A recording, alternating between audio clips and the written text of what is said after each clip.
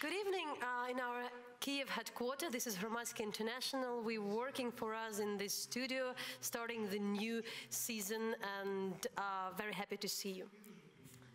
We have a full lineup for you tonight. We have 4 different topics we're going to be taking a closer look at. One of them is looking at intensified fighting in Ukraine's east. We also want to look at the prospects of a Ukrainian default, also at anti-Russian protests in Armenia. And finally, we want to take a look at kind of the consequences of Charlie Hebdo and freedom of the press in Ukraine and Eastern Europe. First, though, we want to take a few moments with our own Nataliya, who recently returned from Donbas. So we want to chat with her a little bit about what that was like. These days, there are really a lot of talks about the intensification of the fighting in the east of the country.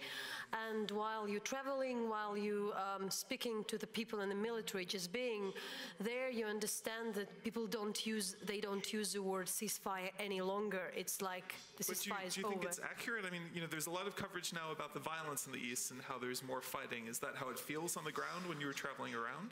The first we will mention that there are these days the major battle, let's say in the Donetsk airport. This is a famous spot, but there was a constant battle all the time. But it was never like intense as that, using the heavy weaponry. And then there is, for instance, a head of the general staff of the army, who is more or less on the ground running the operation. So this is the scale of it. The airport is still under the control of the Ukrainian forces.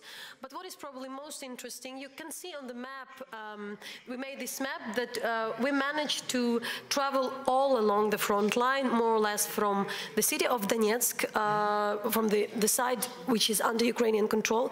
Well, so orange are all the different hotspots where there's active fighting, correct? Yeah, up to the Russian border. And you went to all of these points that are labeled? That's the point. So with my colleague, we more or less managed to get to more or less every single village where it gets really hot. And there are more or less, what is different, because during the last months, there were always some shelling and rocketing. It's not a surprise. But within the last 5 days, there is a strong intensification. It's really intense. And it happens all the time in all the villages, more or less, every night. So there are major, let's see here, you can see like 7 areas where it's really tough. But what I found very interesting, because I mean, obviously we can see, where there's activity, where there's fighting going on, but when we were talking earlier, you said, there's no clear push. Even though there's fighting, it's not a clear offensive to retake certain bits of land. Is that correct? Or it doesn't look like the offense to retake the land, but there are still heavy artillery shelling. So it looks a bit different than you imagine on the TV, that, like there are 2 armies, and the army and the rebels who are fighting, but there are the small towns where the people stay and the army, let's say the Ukrainian army stay, and the different kind of artillery is used. So the danger is that you never know what will happen next moment. Will there be attack? And you would never hear, because it can be random. And that is a big danger. And still there is a lot of civilian population staying there. And also to being often in the east, this time I've seen that what was happening with the army, they were more or less doing this kind of a peacekeeping job so far. They were there, but let's say the particular units were rebuilding the, like the electricity, and then in a couple of days it would be broken. Is that the job for soldiers, to rebuild factories and electricity? I can't they rebuild the factories, but they at least make it happen that the people in charge get to the place that, and they more or less would deal even with the other side, that for some time there is, for instance, like a couple of hours that the water supply can be back to the area.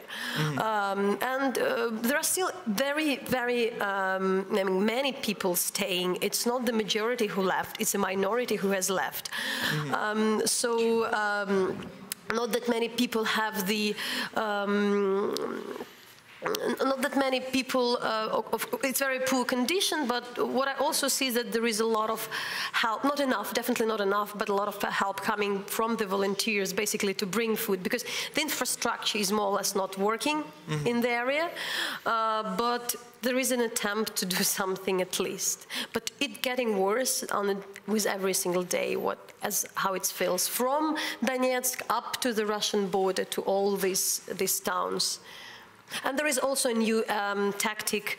What is different from what was, for instance, in summer or within the last months, there are really these attacks when, for instance, there would be package brought to the checkpoint and with, I don't know, some food from somebody, let's say, local, and then it will explode, and that kind of new things happen. So constantly changing and dangerous situation. This is something totally, always something totally new, and also to our surprise on this territory, which even Ukraine controls, there is just Russian media often, and that's why it's rarely the Ukrainian.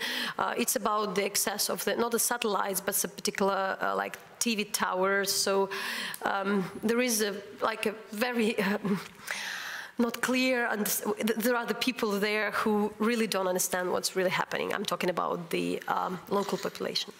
No, and I mean, it's very interesting all that you're saying, and there's been a lot of attention paid this week to how fighting has intensified. Most recently, over the past couple of days, looking at the Donetsk airport, where there have been reports that separatists had taken the new terminal, that Ukrainian forces were still in the old terminal, and just really questions about which way the so-called ceasefire, if that can continue, if the kind of Minsk path can go at all.